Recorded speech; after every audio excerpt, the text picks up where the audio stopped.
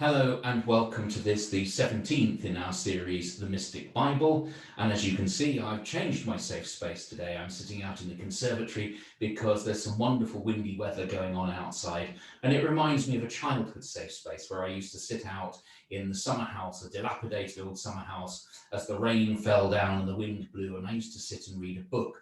It felt like a very comfortable and quiet and peaceful place.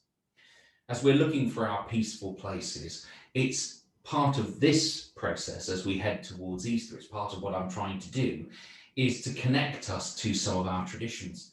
The 500-year-old Bible, one image from which you see in front of you today, is inspiring us to connect with parts of our tradition that perhaps we're not always comfortable with. In truth, though, people could be watching this and saying, I have no problem with angels and demons and interpreting dreams. There may be people who look at this and feel that it's entirely distant from what they are and what they do in the modern world.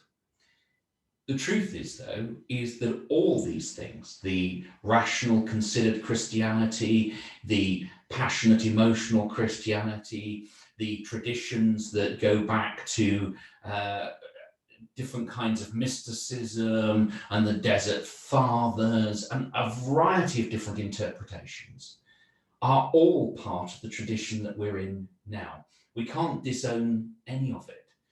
It's all part of the journey that brings us to what Christianity is today.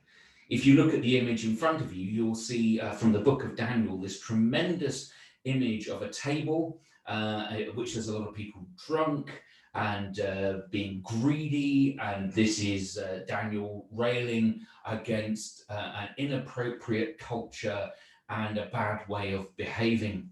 And of course it would fit beautifully with some 19th century temperance movement Methodism, and in many ways would feed into where we are now today in saying that we don't condone this ridiculous excess and the destruction of the world just for our own personal gain.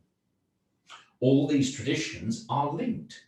The 500-year-old Bible shows something that is perfectly understandable in our modern era. The image is a picture of what a massive drunken dinner party might still look like. And it's a wonderful drawing in itself. So today I'm just going to close as we consider what our relationship is to the mystic by saying that many people will have read the works of Kahlil Gibran. And he wrote a number of philosophical works, but they're rooted in both Islamic and Christian traditions and a number of other traditions.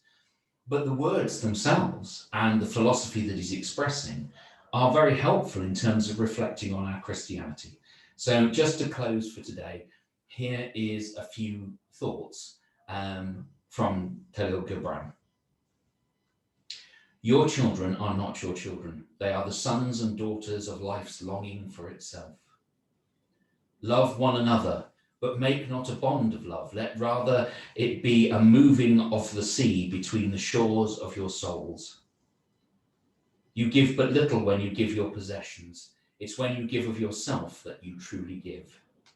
Let there be spaces in your togetherness. You are the bows from which your children as living arrows are sent forth. Leave space in your togetherness. Okay, that's the one that's speaking to me today. Leave space in your togetherness. More of this tomorrow. Thank you for listening.